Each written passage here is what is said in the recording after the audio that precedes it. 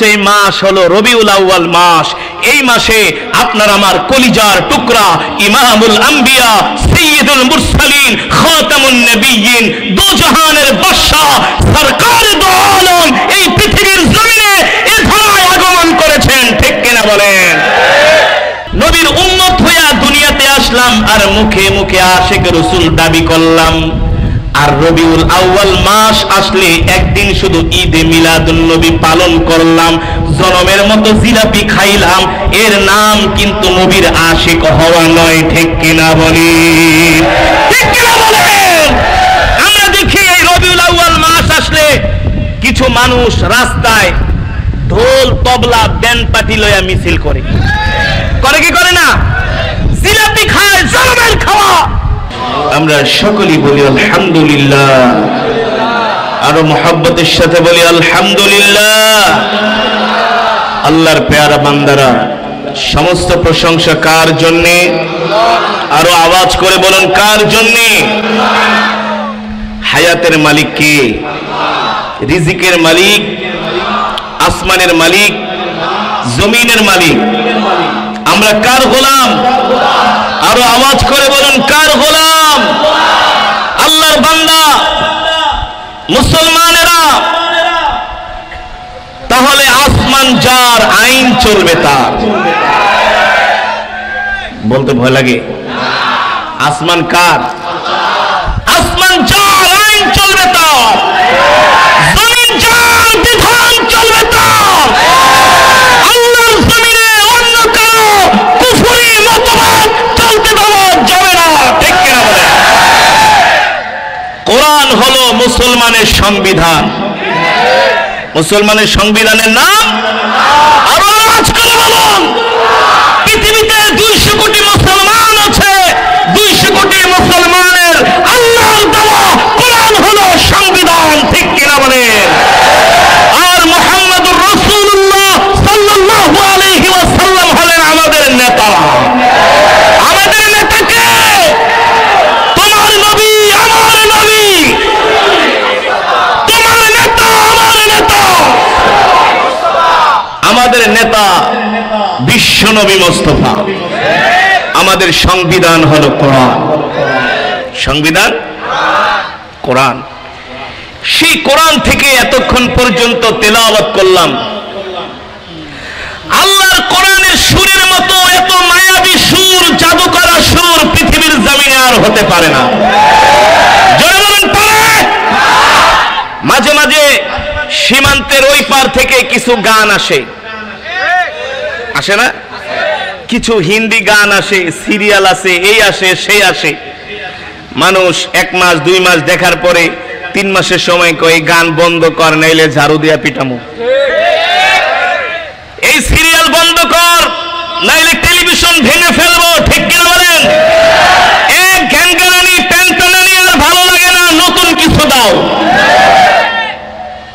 আর যতগুলো গান আছে প্রত্যেকটা গানের টাইমিং লিমিটেশন হয় 3 থেকে 4 মিনিট। আমার সাথে আওয়াজ করে বলতে হবে। আমি যদি লজিক্যাল কথা বলি, কোরআন হাদিস থেকে বলি, যুক্তিসঙ্গত কথা বলি, মানতে শুনতে কোনো অসুবিধা আছে? আর যদি অসুবিধা থাকে তাহলে বুঝতে হবে ভিতরে সমস্যা আছে। আর ওই সমস্যা দূর করার জন্য আলেমদের কাছে আসতে হবে। অন্য কোথাও গেলে এই সমস্যা দূর। আল্লাহর বান্দারা, গানের টাইমিং হয় 2 মিনিট, 3 মিনিট, 4 মিনিট। কোন লেখক যদি একটা গান লেখে, প্রডিউসারের কাছে নিয়ে বলে, স্যার গান একটা লিখছি, বলে সুর করে নিয়ে আসো। সুর করে নিয়ে গেছে, বলে কয় মিনিট টাইম? কয় 5 মিনিট। ধর, এত লম্বা টাইম কি মানুষ শোনার সময় আছে নাকি? আরো টাইম কমায় আনো। বলে স্যার কয় মিনিট? বলে 3 থেকে 4 মিনিট হইলে হিট হবে। যত সময় কম তত হিট বেশি। ঠিক কিনা বলেন? আর আল্লাহর কোরআন যখন তেলাওয়াত হয়, যত টাইম বেশি হয় তত হিট বেশি হয়। যতই কোরআন পড়ে ততই মজা লাগে। ঠিক কিনা বলেন? লাগে কি লাগে না? এই কোরআন সেই 1450 বছর আগে আকায়ে নামদার তাজদারে মদিনা ইমামুল আম্বিয়া সাইয়্যিদুল মুরসালিন খাতামুন নবিয়্যিন, নবী আকরাম, নবী আজম মরুর মদিনায় সবুজ গম্বুজের নিচে শুয়ে আছে। সেই 1450 বছর ধরে এই কোরআন তেলাওয়াত হচ্ছে বাইতুল্লাহ, মদিনায়, মসজিদুল আকসা, বাংলাদেশের প্রতিটা মসজিদে, পৃথিবীর প্রতিটা কোনায় কোনায়, প্রতিটা ইঞ্চি ইঞ্চি জায়গা যেখান থেকে সূর্য উদিত হয়, যেখানে সূর্য ডোবে, সব জায়গায় আল্লাহর কোরআনের তেলাওয়াত হয়। আজ পর্যন্ত কেউ বলতে পারে নাই এই তেলাওয়াত আর ভালো লাগে না, অন্য কিছু দাও।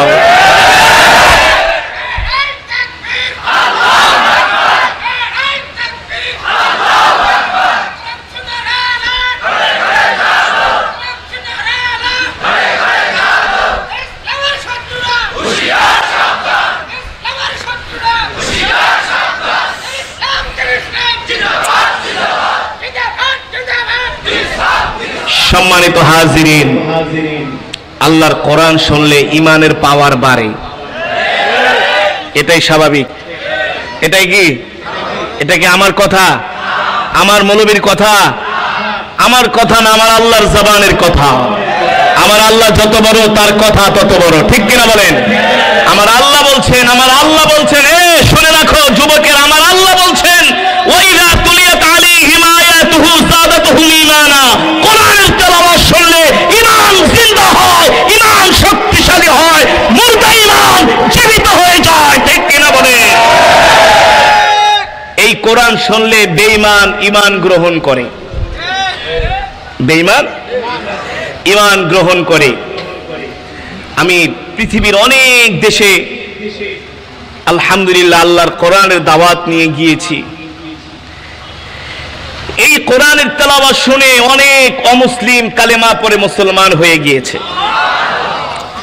গত 4 বছর আগে মালয়েশিয়ার রাজধানী, যারা মালয়েশিয়ায় থাকেন, মালয়েশিয়ার রাজধানী কুয়ালালামপুরে একটা বিখ্যাত মসজিদ আছে, মসজিদে জামে। আমাদের দেশের স্বাধীনতা দিবসে তো 3 দিন আগের থেকেই গান শুরু হয়ে যায়। কি শুরু হয়ে যায়? গান শুরু হয়ে যায়। আমরা তো অনেক উন্নত জাতি হয়ে গেছি, ডিজিটাল বাঙালি হয়ে গেছি, গোড়ার ডিম হয়ে গেছি। আর মালয়েশিয়া পৃথিবীতে এখন সেম আমেরিকা। আমরা তো আমেরিকার ভিসা পাওয়ার জন্য জুতা 4টা ক্ষয় হয়ে যায়, তারপরে আমেরিকা ভিসা দেয় না। আর মালয়েশিয়াদেরকে পোর্ট এন্ট্রি কোনো ভিসা লাগে না, যায় আর এয়ারপোর্ট থেকে, সেই দেশে এয়ারপোর্ট থেকে সিল মেরা দেয়। সেই মালয়েশিয়ার কথা বলছি। বর্তমানে তারা পৃথিবীতে অন্যতম ধনী রাষ্ট্র, অথচ আমাদের বাংলাদেশের মতো এত কোটি কোটি মুসলমান ওই মালয়েশিয়াতে নাই। তারা অল্প সংখ্যক মুসলমান, কিন্তু তাদের ঈমানের পাওয়ার অনেক বেশি। তারা স্বাধীনতা দিবসকে বলা হয় মারদেকা। তাদের একটা রাষ্ট্রীয় প্রোগ্রামে আমাকে দাওয়াত করা হলো মসজিদে জামেকে কুয়ালালামপুরে। আসরের পরে আমার তেলাওয়াতের টাইম মাগরিব পর্যন্ত টানা 40 থেকে 45 মিনিট তেলাওয়াত করলাম। মসজিদের আশেপাশের এরিয়াতে, মসজিদের কম্পাউন্ডে, বারান্দায় তাকায় দেখি তেলাওয়াত শোনার জন্য শুধু মুসলমান না, অনেক খ্রিস্টান, অনেক অমুসলিমরা মসজিদের কম্পাউন্ডে দাঁড়ায় তেলাওয়াত শুনতেছে। অনেক অমুসলিম তারা ভিতরে চলে আসছে, কিন্তু মসজিদ কর্তৃপক্ষ তাদেরকে ভিতরে আসতে দেয় না, কারণ অমুসলিমদের পোশাক আশাক তো আর আমাদের মতো শালীন না।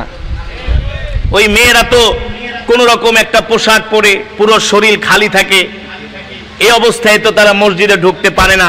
মসজিদে ঢোকার জন্য তাদের আলাদা ইউনিফর্ম আছে, বোরকার মতো কিছু পোশাক দেওয়া হয়, এগুলো দিয়ে তারা পরে তারা মসজিদে ঢুকবে, এছাড়া ঢুকতে পারবে না। তো পোশাকগুলো শেষ, অনেক অমুসলিম মেয়েরা ছেলেরা এসে বলতেছে আমাদেরকে পোশাক দাও, আমরা তোমাদের মসজিদে ঢুকবো, তোমাদের কোরআনের তেলাওয়াত শুনবো। এই সুর আমাদেরকে আকর্ষিত করেছে, এই সুর আমাদের হৃদয়ে হানা দিয়েছে, এই সুর আমাদের হৃদয়কে বিগলিত করেছে, আমাদেরকে ঢুকতে দাও। মসজিদ কমিটি বলে আই এম এক্সট্রিমলি সরি, আমরা তোমাদেরকে আর ভিতরে ঢুকতে দিতে পারছি না। তার কারণ হলো আমাদের যে পোশাক ছিল সব আমরা দিয়ে দিয়েছি, এখন আমাদের কাছে আর ইউনিফর্ম পোশাক নাই, তোমাদেরকে ভিতরে ঢুকতে দেওয়া হবে না, তোমরা রাস্তায় দাঁড়ায় দাঁড়ায় কোরআন শোনো। মুসলমান না অমুসলিম? আজকে এই কোরআন শুনে অনেক অমুসলিম কালেমা পড়ে মুসলমান হচ্ছে, ঠিক কিনা বলেন? প্রতিনিয়ত, প্রতিদিন, এভরিডে পৃথিবীর বিভিন্ন জায়গায় তারা কোরআন রিচার্জ করে তারা মুসলমান হয়ে যাচ্ছে। তারা জানে এই কোরআন সত্য কোরআন, ঠিক কিনা বলেন? তো আমার যখন তেলাওয়াত শেষ হয়ে গেল, অনেক অমুসলিমরা এসেও আমাকে ধন্যবাদ জানাচ্ছে যে Quran reciter, your voice very nice, your তেলাওয়াত very nice, very excellent, thank you very much বলে বলে আমাকে তারা ধন্যবাদ দিচ্ছে। আমি জিজ্ঞেস করলাম যে ওরা কারা? বলে ওরা হচ্ছে আমার দেশের পর্যটক, আমাদের দেশে ঘুরতে আসছে, রাস্তা দিয়ে যাচ্ছে, কোরআনের তেলাওয়াত শুনে তারা আর যাইতে পারে নাই, কোরআন তাদেরকে টেনে টেনে মসজিদে নিয়ে আসছে। আর জোরে বলেন আল্লাহু আকবার। সম্মানিত হাজিরিন, সেই কোরআনই আমি আপনাদের সামনে তেলাওয়াত করলাম।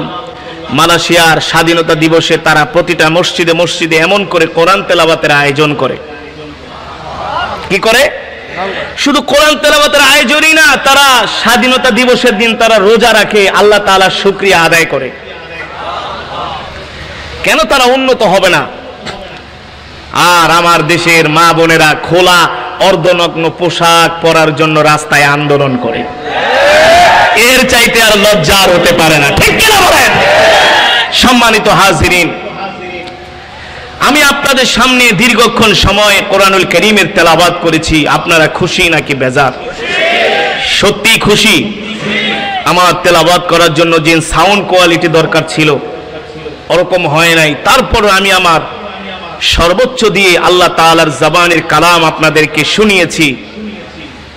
আশা করি আপনাদের পাথরের মতো হৃদয় মোমের মতো নরম হয়েছে। হয় নাই? হয় নাই? তাহলে এই কোরআনের মাহফিল কি চলবে? জোরে বলুন চলবে?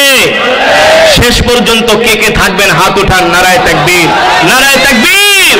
হাতগুলো সোজা করেন, সোজা করেন, নারা দেন, নারা দেন, বলেন আল্লাহ। আওয়াজ হয় নাই? আল্লাহ।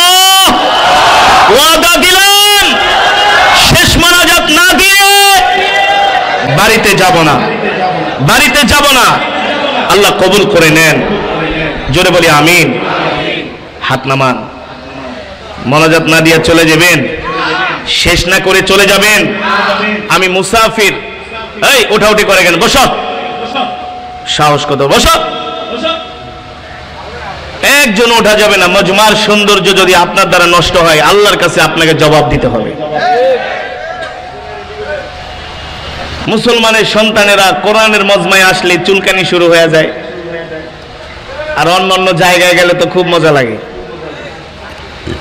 জুয়ার আড্ডায় গেলে উঠতে মন চায় না, গাজার আড্ডায় গেলে উঠতে মন চায় না, বাবার আড্ডায় গেলে উঠতে মন চায় না। কোরআনের মজমায় আসলে এমন চুলকানি, এর কারণ হলো শয়তান ধোঁকা দিতেছে, ঠিক কি না বলেন? আমরা কার গোলাম? জোরে বলেন কার গোলাম? আমরা আল্লাহর গোলাম, ঠিক কিনা বলেন?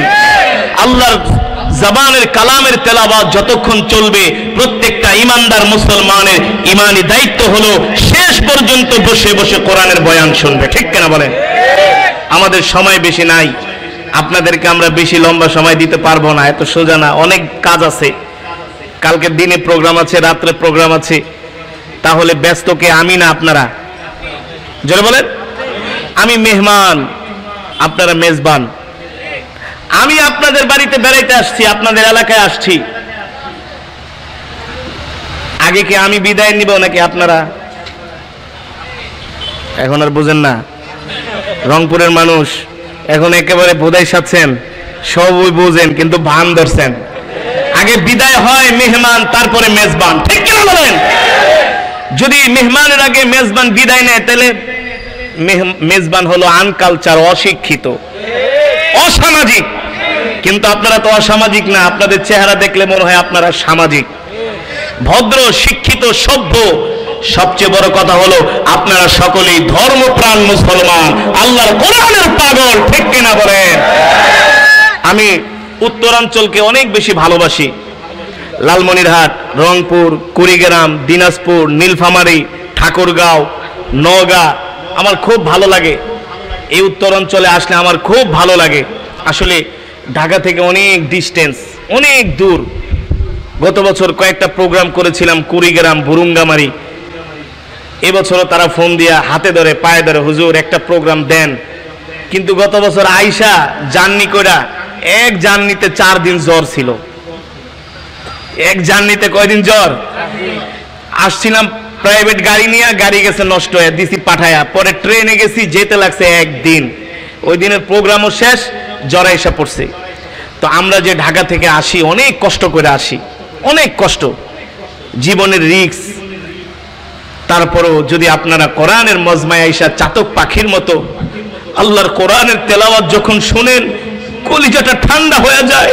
মালিক, তোমার জবানের কালাম তোমার বান্দারা শুনতেছে, আল্লাহ তুমি হেদায়াত দিয়া দাও, প্রত্যেকটা যুবককে হেদায়াত দিয়া দাও, ঠিক কিনা বলেন?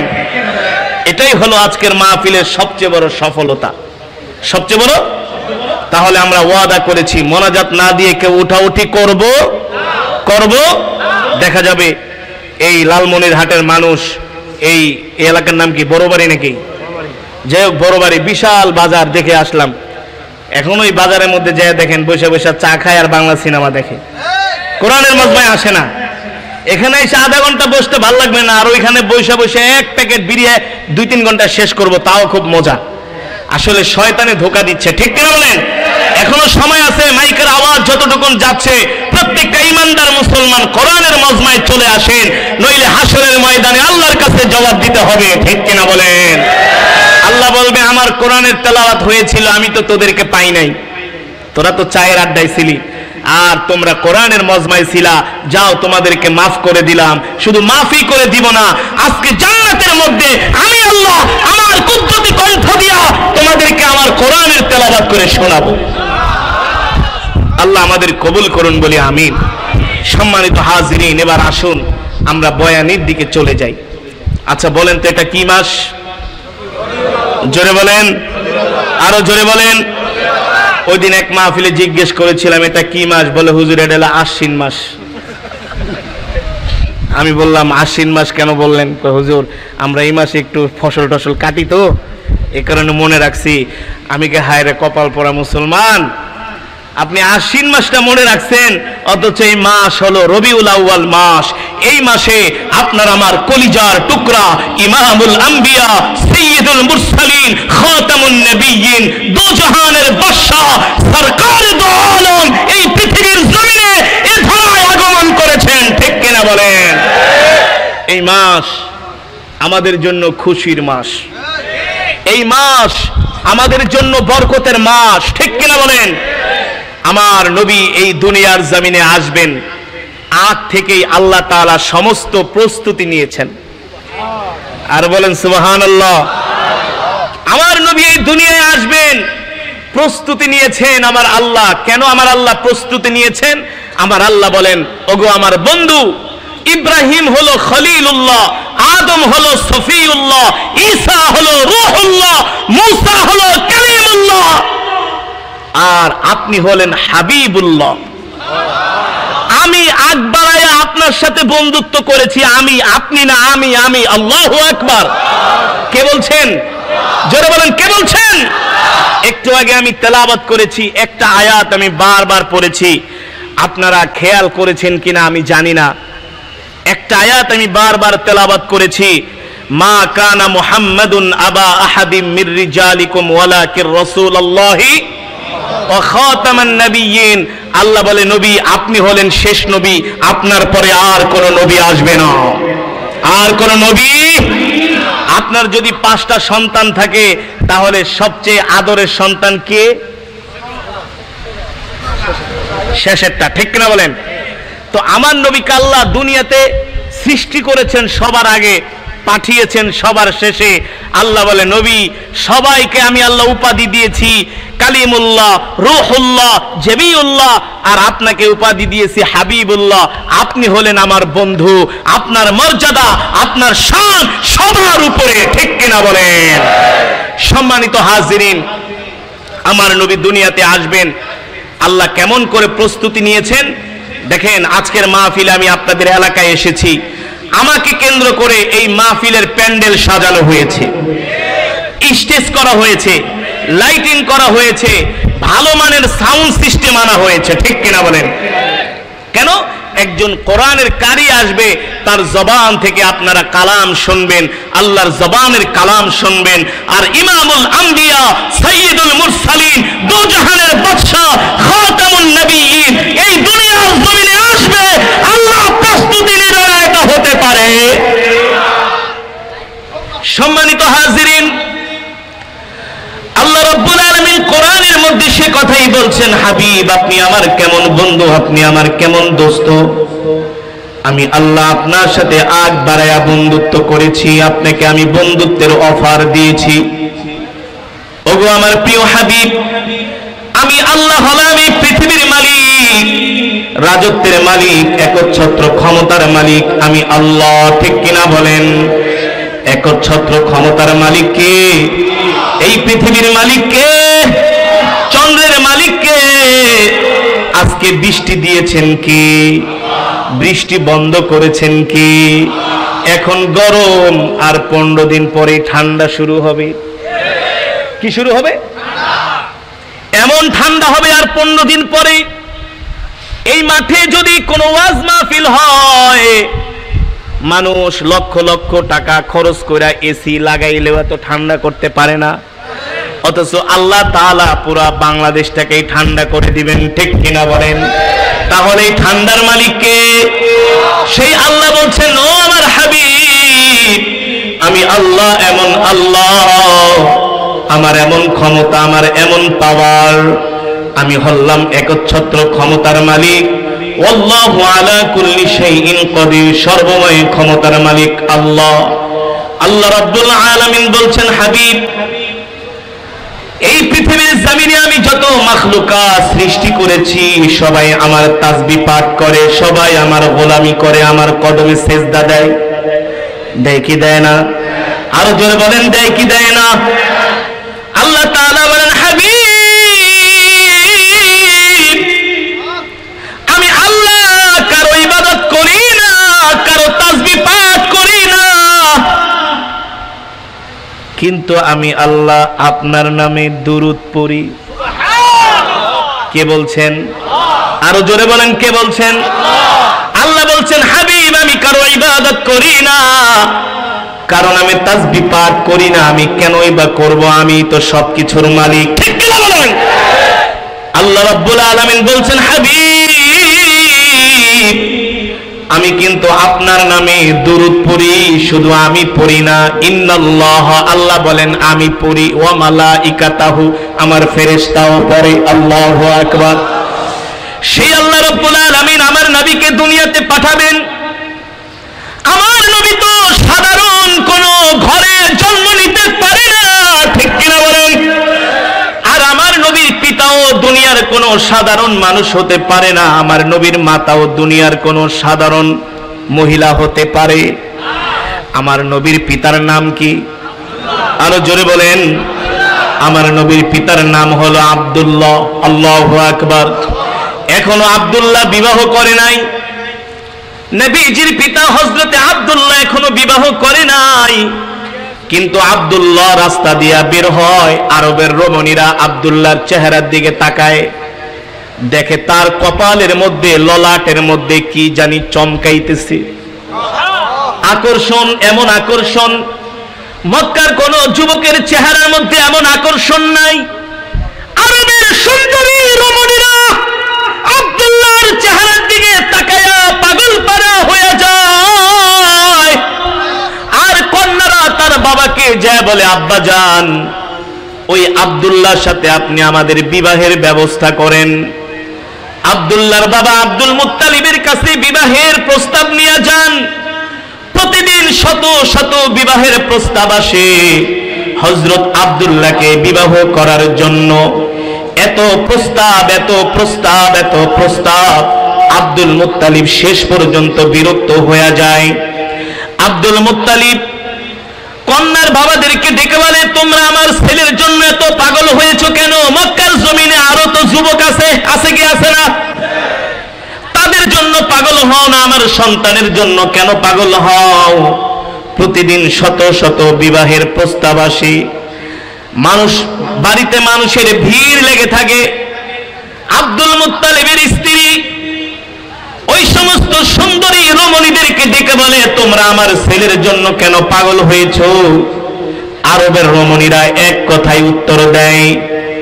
আব্দুল মুত্তালিবের স্ত্রী আব্দুল্লাহর মা শুনে রাখেন, আপনার সন্তান আব্দুল্লাহর চেহারার মধ্যে, কপালের মধ্যে আমরা কি যেন একটা আকর্ষণ দেখতে পাই, একটা সৌন্দর্য দেখতে পাই।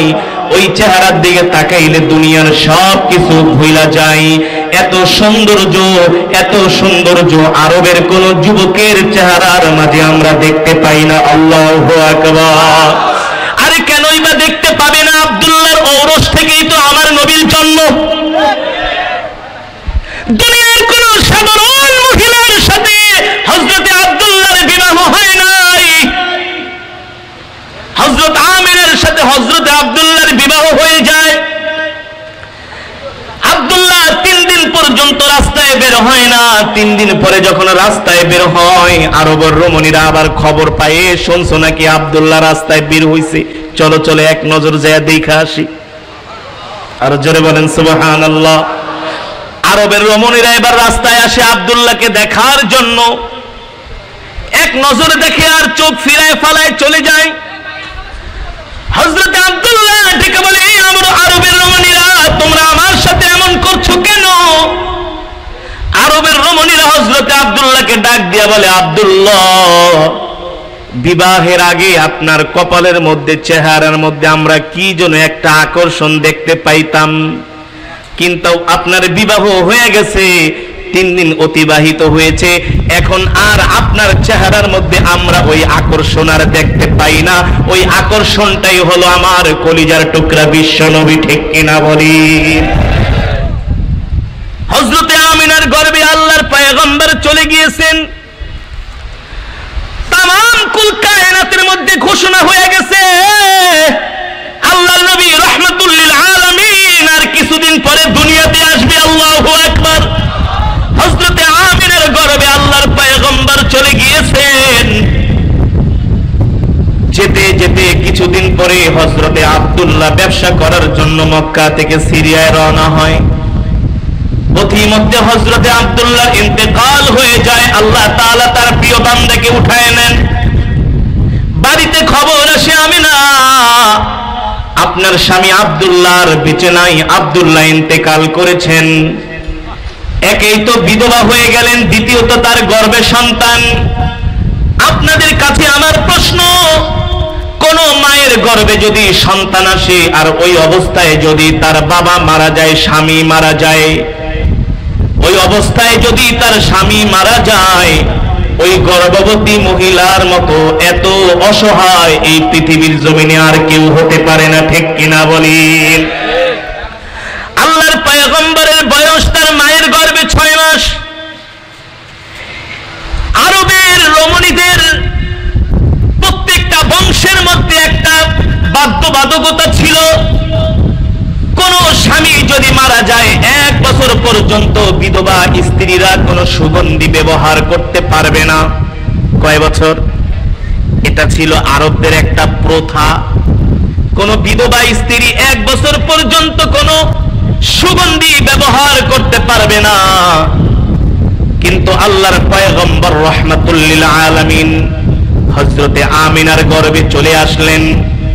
এবার হযরতে আমিনা রাস্তা দিয়া বের হয়, পানি আনার জন্য কূপের কাছে যায়।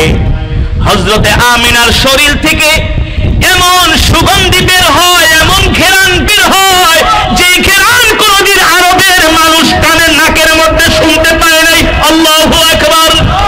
কোনদিন এত সুন্দর সুঘ্রাণ কোনদিন তারা নাকের মধ্যে পায় নাই, এটা কোনো আরবের সুগন্ধি হতে পারে না, অন্য কোন জায়গার সুগন্ধি। আল্লাহু আকবার। এবার আরবের মহিলাদের মাঝে কানা ঘষা শুরু হয়ে যায়। আব্দুল্লাহ মারা গিয়েছে, তার বিধবা স্ত্রী এমন সুঘ্রাণ লাগায়া, সুগন্ধি লাগায়া রাস্তায় বের হয়। কারণটা কি? হযরতে আমিনার সম্মান নষ্ট করার জন্য কিছু কুটনা মহিলা এখনো এই সমাজে আছে, নাই? মানুষের ভালো দেখতে পারে না, শুধু অশান্তি আর অশান্তি, ঝগড়া লাগায় কি লাগায় না? এমন কিছু কুটনা টাইপের মহিলা একজন আরেকজনকে বলে, শুনছো নাকি আব্দুল্লাহ ইন্তেকাল করেছে, তার বিধবা স্ত্রী এমন সুগন্ধি লাগায়া রাস্তায় বের হয়, মতলবটা কি? নাউজুবিল্লাহ বলেন। আব্দুল মুত্তালিবের কাছে যায় বিচার দেয়, আপনার সন্তান ইন্তেকাল করেছে, আপনার বিধবা সন্তানের স্ত্রী রাস্তা দিয়া সুগন্ধি মাইখা রাস্তায় বের হয়, পানি আনার জন্য কূপের কাছে যায়। কারণটা কি? কারণটা কি? আব্দুল্লাহ বাবা আব্দুল মুত্তালিব বাড়িতে আইসা তার স্ত্রীকে ডাইকা বলে, স্ত্রী এদিকে আসো, তোমার সাথে একটা জরুরি আলাপ আছে। বলে কি আলাপ? বলে শুনছো নাকি সব মহিলারা তোমার ছেলের স্ত্রীর বিরুদ্ধে আমার কাছে নালিশ দিয়েছে। বলে কি নালিশ? বলে তোমার বৌমা সুগন্ধি লাগায় রাস্তায় বের হয়, পানি আনার জন্য কূপের কাছে যায়, এমন ঘেরান, ওই ঘেরান সোনার, ওই ঘেরান নাকে নেওয়ার জন্য আরবের শিশুরা মহিলারা পর্যন্ত রাস্তায় লাইন দিয়া দাঁড়ায় থাকে। আল্লাহু আকবার। আব্দুল মুত্তালিবের স্ত্রী বলে, হ্যাঁ এমন কয়েকটা নালিশ আমার কাছেও আসছে, কিন্তু কি করবে বলো? কিছুদিন আগে সন্তানটা মারা গেল, স্ত্রী বিধবা হয়ে গেল, তার গর্ভের সন্তান। এই অবস্থায় যদি আমি তাকে কিছু বলি, সে যদি কষ্ট পায়, এই কারণে আমিও কিছু বলি না। আব্দুল মুত্তালিব বলে, একটা কাজ করো, তোমার বৌমাকে ঘরের মধ্যে ডেকে নিয়ে আসো, আমরা দুইজনে মিলে আমরা তাকে নিয়ে একটু আলাপ আলোচনা করি, কোমল ভাষায়, নরম ভাষায় তাকে আমরা কিছু কথা বলে দিই, যাতে সে সুগন্ধি ব্যবহার করা বন্ধ করে, নইলে তো আমাদের বংশের মান সম্মান নষ্ট হয়ে যাবে। আব্দুল মুত্তালিবের স্ত্রী বলল, ঠিক আছে প্রিয় স্বামী, আমি আজকে আমিনাকে ঘরে ডাকবো। সন্ধ্যার সময় হযরত আমিনাকে ঘরে ডাকলেন। আব্দুল মুত্তালিব আর তার স্ত্রী দুইজন মিলে হযরত আমিনাকে ঘরের মধ্যে ডেকে দরজা লাগায় দিলেন।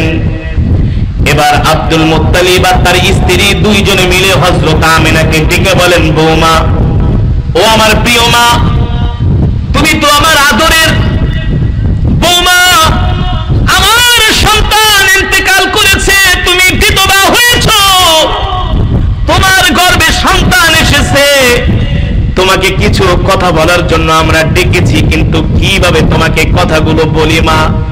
তুমি কষ্ট পেও না, দুঃখ পেও না, আমাদের মান সম্মান ধুলায় মিশা যাইতেছে, আমাদের সম্মান ঐতিহ্য রক্ষা করার জন্য মা তোমাকে কিছু কথা বলি।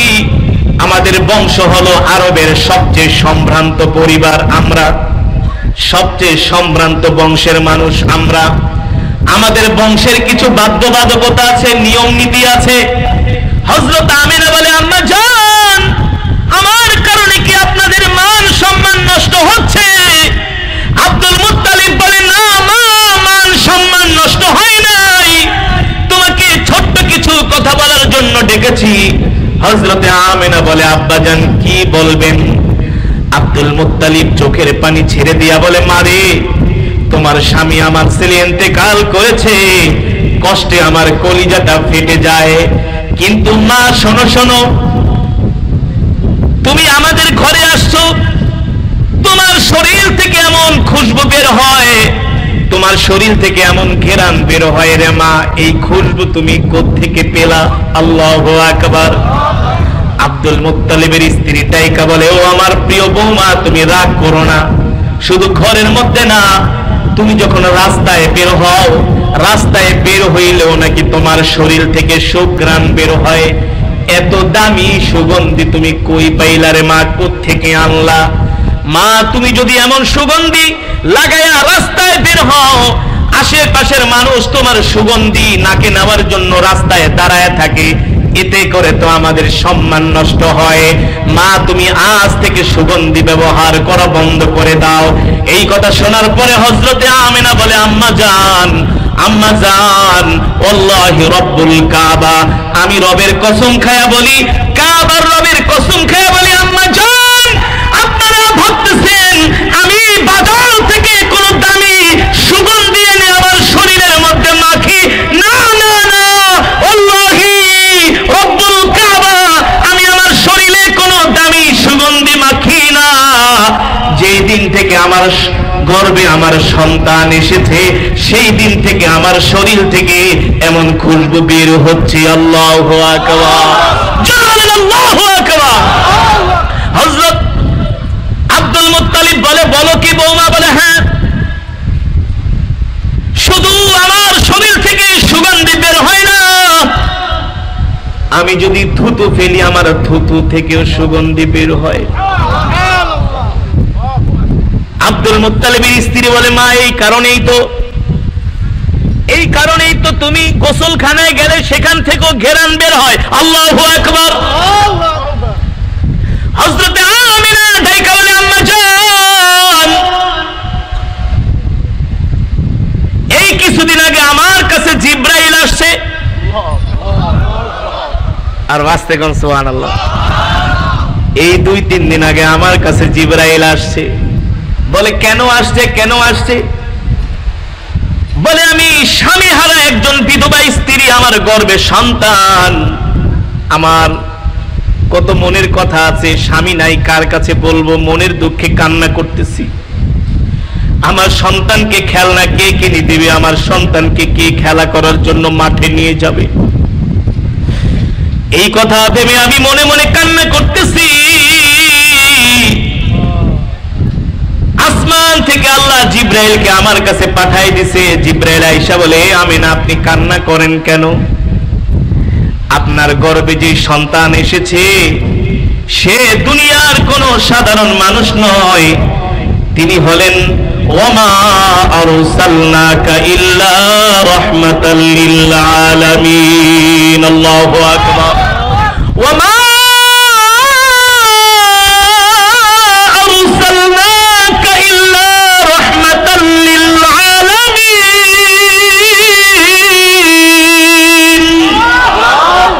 জিবরাইল আয়েশা বলে, আমিনা আপনি কান্না করেন কেন, কষ্ট পান কেন? আপনার গর্ভে যে সন্তান আসছে, এই সন্তান তো দুনিয়ার কোন সাধারণ সন্তান না, এই সন্তান হলো আল্লাহর পয়গম্বর। আল্লাহু আকবার। আমিনা আপনি কষ্ট পাবেন না, আপনার গর্ভে যে সন্তান আসছে এই সন্তানের নাম আপনি নিজে রাখবেন না, এই সন্তানের নাম আল্লাহ রেখে দিয়েছেন। আল্লাহু আকবার। আমিনা জিজ্ঞেস করলেন, জিবরাইল আমার সন্তানের নাম কি হবে আপনি বলেন? বলে আমি বলি না, আল্লাহ বলে দিয়েছেন আপনার গর্ভে যে সন্তান এসেছে এই সন্তানের নাম হবে মুহাম্মদ। আল্লাহু আকবার। আল্লাহু আকবার। আর আপনি মনে মনে কষ্ট পাচ্ছেন, আপনি মনে মনে কষ্ট পাচ্ছেন, আপনার সন্তানকে কে খেলনা কিনে দিবে? আমিনা শোনেন শোনেন, আপনার সন্তান দুনিয়ার কোন সন্তান নয়, আপনার সন্তান হলো দুজাহানের বাদশা। আপনার সন্তান দুনিয়ার কোন কাঠের খেলনা দিয়ে খেলবে, এটা আপনার সন্তানকে মানাবে না, তার শানের খেলাফ। কোন মাটির খেলনা দিয়ে খেলবে, এটা আপনার সন্তানকে মানাবে না, সে দুজাহানের বাদশা, আল্লাহর পরে যার পাওয়ার। আপনার সন্তান দুনিয়ার কোন কাপড়ের খেলনা দিয়ে খেলবে, এটাও তাকে মানাবে না। হযরত আমিনা ডেকে বলেন, জিবরাইল আমার সন্তান কি দিয়ে খেলবে? জিবরাইল ডাক দিয়া বলে, আমিনা আপনার সন্তানের সাথে খেলা করার জন্য আল্লাহ তাআলা আসমানের চাঁদ আপনার বাড়িতে পাঠিয়ে দিবে, আর ওই চাঁদ আপনার সন্তান মুহাম্মদের সাথে খেলা করবে। আল্লাহু আকবার। আল্লাহু আকবার। মুত্তালিব আর তার স্ত্রী শুনে বলে, বলো কি মা? বলে হ্যাঁ, এখানেই শেষ না। আমরা জান, আমি যখন রাস্তা দিয়ে বের হই, মরুভূমির পাথরগুলো গরমে উত্তপ্ত হয়ে যায়।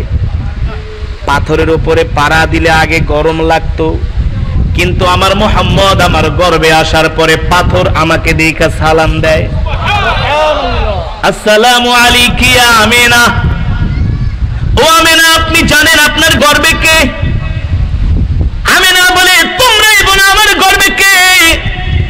বলে, আপনার গর্বে হলো রাহমাতুল লিল আলামিন, দো জাহানের বাদশা। আমিনা, আপনি পাথরের উপর পাড়া দিবেন আর আপনার পায়ে গরম লাগবে, এটা হতে পারে না। আপনি দো জাহানের বাদশার মা, রাহমাতুল লিল আলামিনের মা, আপনি পাথরে পাড়া দিবেন আর পাথর শক্ত থাকবে, আপনার কষ্ট হবে, এটা হতে পারে না। আপনার মর্যাদায় আমরা পাথরটা তুলার মতো নরম হয়ে গেলাম। হযরত আমিনা রাস্তা দিয়ে হেঁটে যায়, গাছগুলো হযরত আমিনাকে সালাম দেয়, আল্লাহু আকবার। আমিনা জানেন আপনার গর্বে কে? বলে, বলো আমার গর্বে কে? বলে, আপনার গর্বে হলো রাহমাতুল লিল আলামিন। শুধু এখানেই শেষ না, হযরত আমিনা পানি আনার জন্য কূপের কাছে যায়। কোথায় যায়? কূপের পানিগুলো নিচে পড়ে যায়, কূপের পানির স্তরগুলো নিচে পড়ে যায়। হযরত আমিনা কূপের কাছে গেলে কূপের পানিগুলো লাফ দিয়া উপরে উঠা যায় আর বলে, আমিনা, আপনি রাহমাতুল লিল আলামিনের মা, দো জাহানের বাদশা, আপনি পানি নেওয়ার জন্য আসছেন। বালতি দিয়া নিচ থেকে কষ্ট করে আপনাকে পানি উঠাইতে কষ্ট হবে, কিন্তু এমন বেয়াদবি আমরা পানি করতে পারি না। রাহমাতুল লিল আলামিনের বরকতে আমরা পানি লাফ দিয়া উপরে উঠা যাইতেছি, আপনি আপনার কলসটা ডুবায় নেন। আল্লাহু আকবার, যারা বলেন আল্লাহু আকবার। হযরত আমিনা বাড়িতে চলে যায়, আবার পানি নিচে চলে যায়। আমিনার বান্ধবীরা আসে, আমিনার সাথে যতক্ষণ আমিনা থাকে, হযরত আমিনার বরকতে কুয়ার পানিগুলো উপরে উঠা যায়। হযরত আমিনা চলে যায়, কূপের পানিও চলে যায়। আমিনার বান্ধবীরা কষ্ট হয় পানি নিতে, বাড়িতে যায়, বলে, বান্ধবী তুমি একটু আমাদের সাথে কূপের কাছে চলো। আমিনা বলে, কেন? বলে, তুমি যতক্ষণ কূপের কাছে থাকো ততক্ষণ কূপের পানিগুলো উপরে থাকে, আর তুমি চলে আসলে পানিগুলো নিচে নেমে যায়।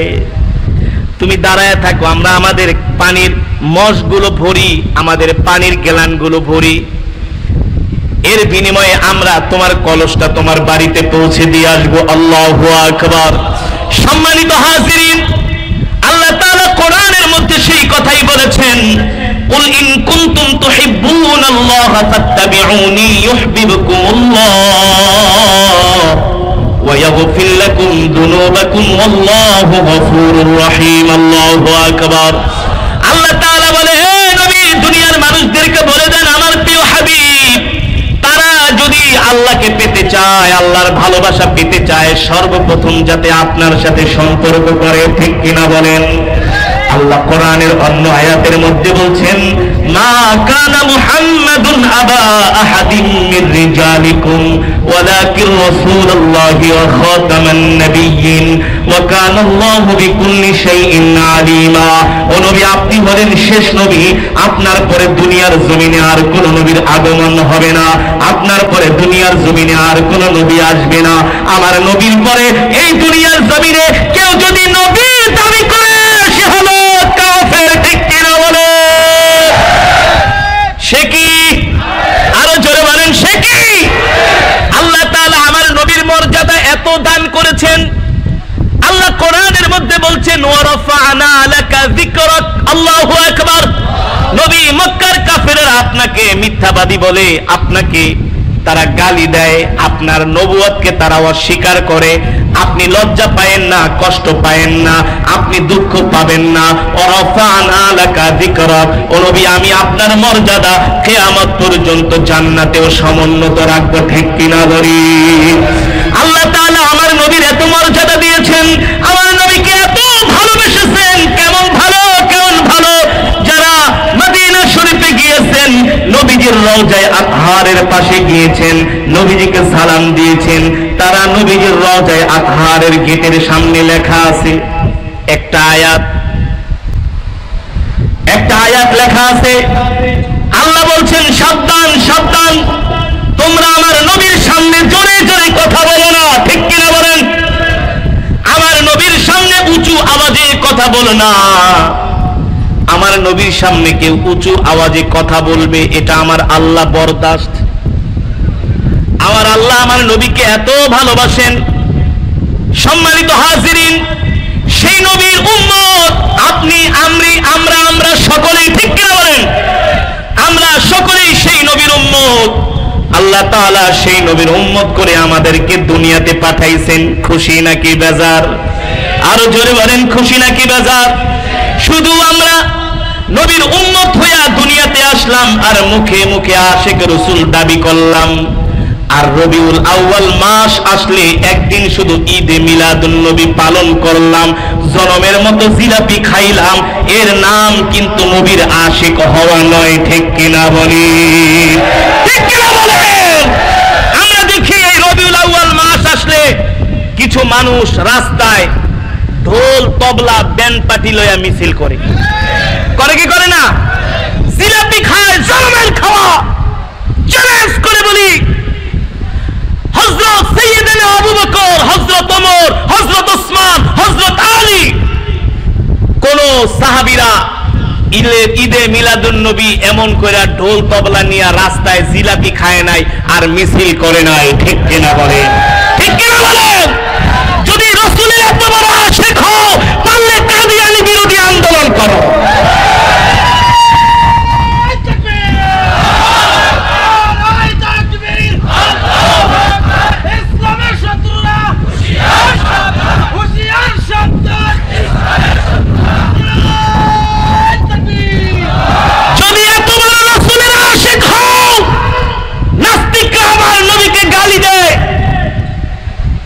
প্রতিবাদ করতে যায় আমার ভাইয়েরা রাজপথে শাহাদাত বরণ করে, আমার ভাইয়েরা জেলের মধ্যে বন্দী হয়ে কথা বলতে যায়। ঠিক কিনা বলেন? ওই জায়গায় তোমাদেরকে পাওয়া যায় না। আর ঈদে মিলাদুন নবী আসলে ঘোড়ার ভিতরে ঘর বানায়া একেবারে গোলাপ ফুল গাঁদা ফুল দিয়া বাসর ঘর সাজায়া রাস্তায় মিছিল করো, ভণ্ডামির জায়গা পাও না। সত্যিকারে আশিক রাসূল তারাই যারা কখনো নবীর ইজ্জতের বিরুদ্ধে কথা বললে কখনো সহ্য করতে পারে না। পারে? তারাই আশিক রাসূল। আর নবীকে গালি দেয়, তোমার গায়ে আগুন জ্বলে না, তুমি বছরে একদিন জনমের মতো জিলাপি খাইবা আর আশিক রাসূল দাবি করবা, এগুলো হচ্ছে শয়তানের কাজ। এগুলো শয়তানের কাজ। রাসূলের আশিকরা কোনদিন নবীকে বছরে একদিন ভালোবাসে না, তারা 365 দিন নবীকে ভালোবাসে। ঠিক কিনা বলে? নবীর শানে দুরূদ পড়ে। কি পড়ে?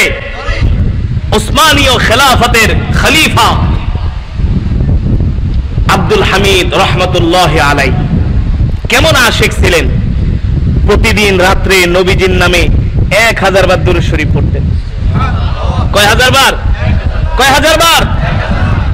উসমানীয় খলিফা আব্দুল হামিদ রহমতুল্লাহি আলাইহি খলিফা ছিলেন, প্রেসিডেন্ট। নবীজির নামে ঘুমানোর আগে প্রতিদিন 1000 বার দুরূদ শরীফ পড়তেন। একদিন তিনি রাজ্যের হিসাব নিকাশ করতে যায় নবীজির নামে দুরূদ পড়তে ভুলে গেছেন।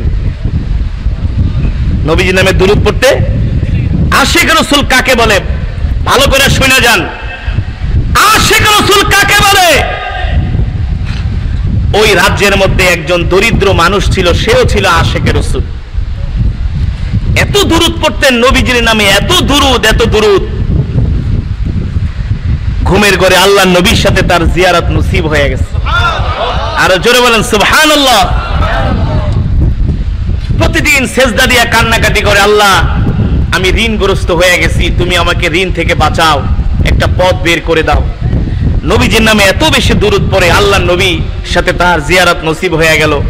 নবীজি তাকে ঘুমের ঘরে বলল, শোনো, তুমি ঋণগ্রস্ত, তুমি আমার উম্মত, তোমার জন্য তো আমার অনেক মায়া লাগে, তবে একটা কাজ করো, আমার আশিক, আমার প্রিয় উম্মত আব্দুল হামিদের কাছে যাও, যাইয়া বলবা তোমার যে ঋণগুলো আছে যাতে সে তার রাজ দরবারের কোষাগার থেকে তোমাকে কিছু অর্থ দেয়, যাতে করে ঋণগুলো তুমি পরিশোধ করতে পারো।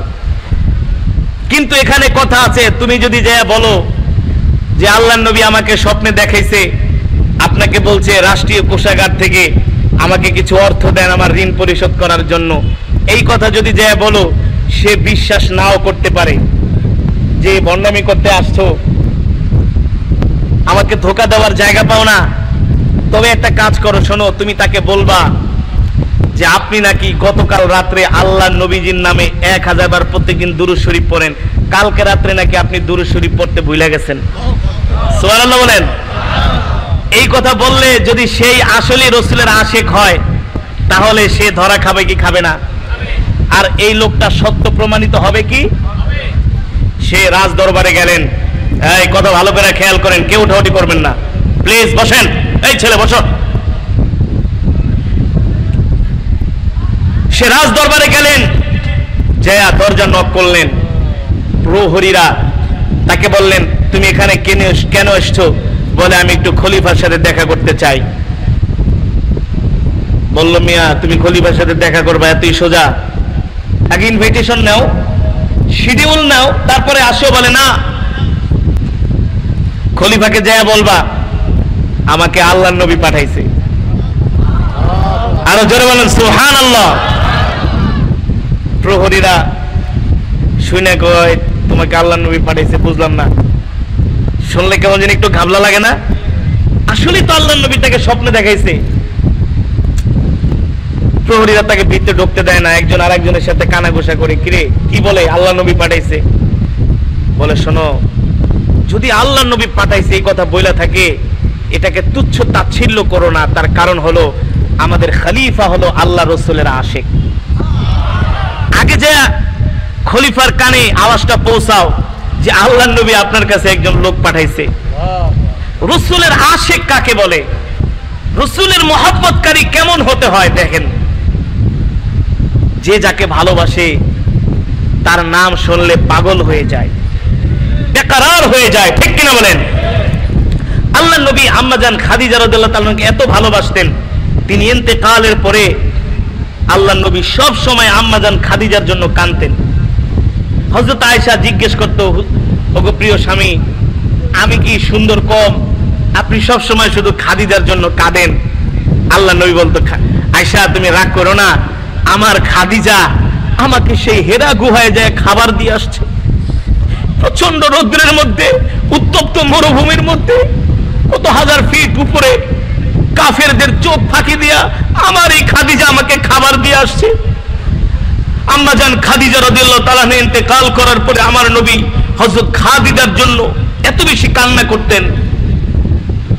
কোন সময় খাসি বকরি জবাই করলে গোশত নিয়া আম্মাজান খাদিজার বান্ধবীদের বাড়িতে দিয়ে আসতেন। ওই যে স্ত্রীকে বেশি ভালোবাসে, বান্ধবীদেরকে এই কারণে দিয়ে আসতেন যে তারাও আম্মাজান খাদিজাকে ভালোবাসতো। আশিক কাকে বলে? যখন খলিফাকে যেয়ে বলা হলো একজন লোক আল্লাহর নবী আপনার দরবারে পাঠাইছে, সে বসা ছিল, দাঁড়ায় গেছে। বলে বলো কি? বলে হ্যাঁ, তাড়াতাড়ি ঢুকতে দাও, আল্লাহর নবী পাঠাইছে, আল্লাহর নবী পাঠাইছে। আল্লাহু আকবার।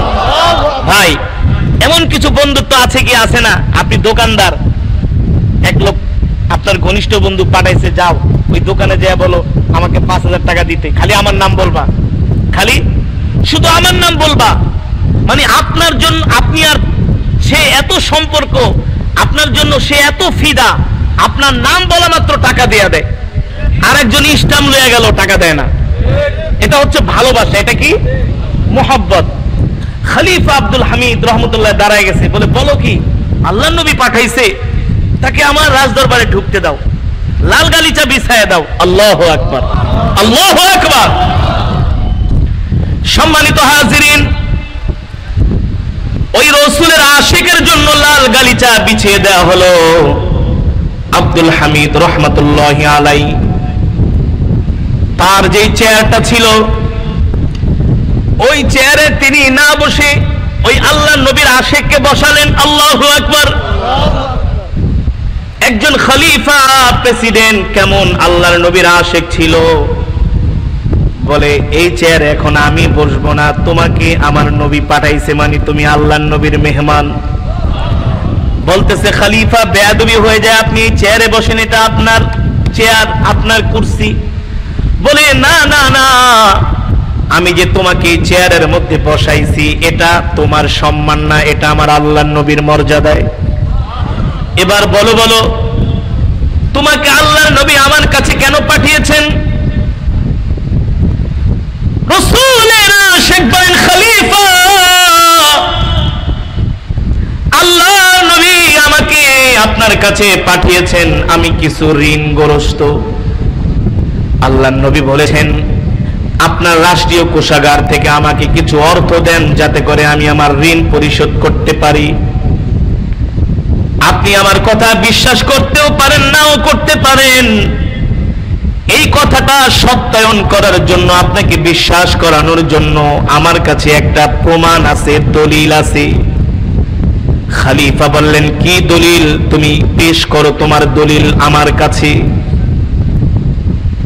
রাসূলের আশিক বললেন খলিফা, আল্লাহর নবী বলেছেন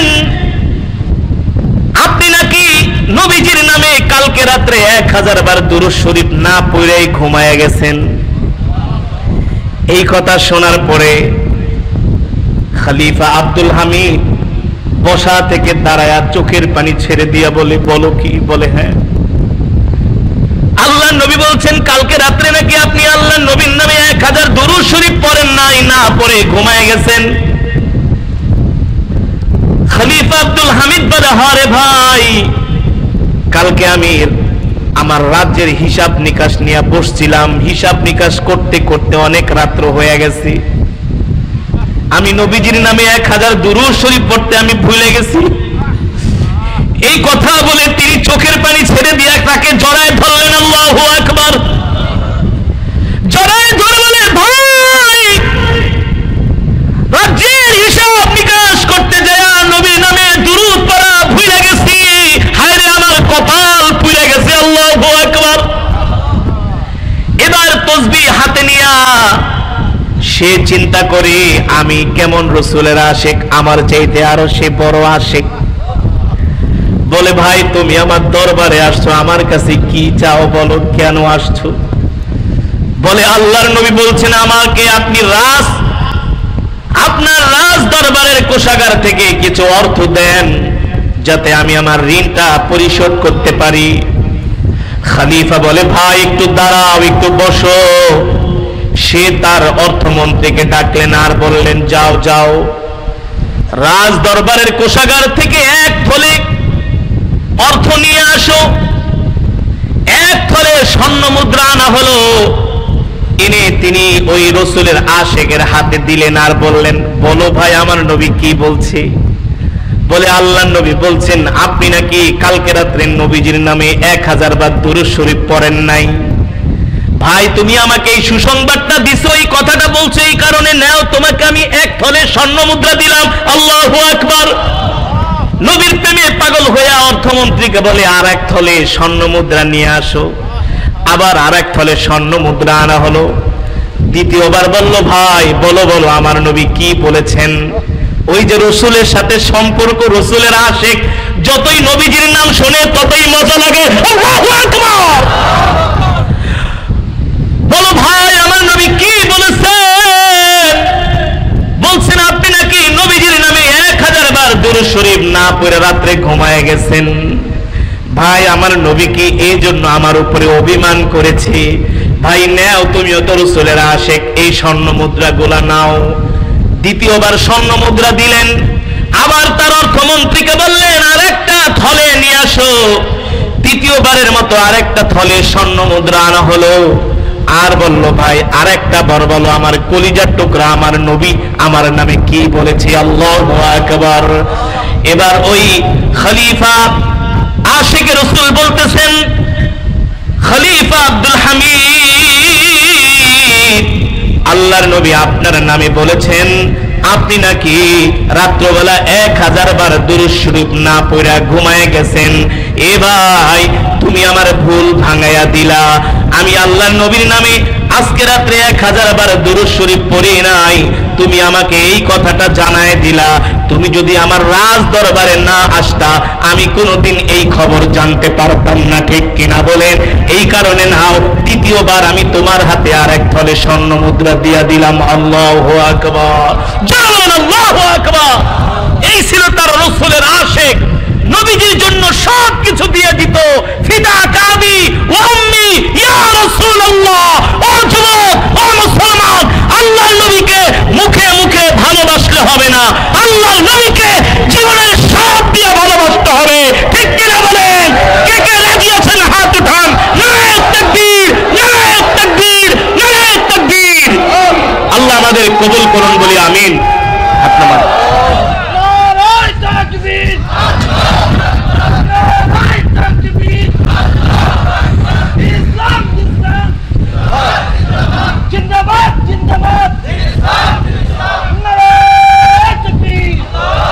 সম্মানিত হাজিরিন, তাহলে আজকের মাহফিল থেকে আমরা প্রতিশ্রুতিবদ্ধ হব, ওয়াদাবদ্ধ হব, জীবনে যতদিন বাঁচবো আল্লাহর নবীকে জীবনের চাইতে বেশি ভালোবাসবো।